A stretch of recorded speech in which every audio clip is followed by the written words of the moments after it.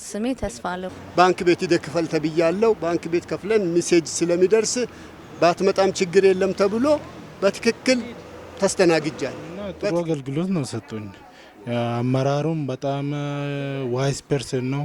ሰውን ይረዳል፣ ያዳምጣልና ቶሎ ውሳኔ እንዲሰጥ ነው የሚያደርገው።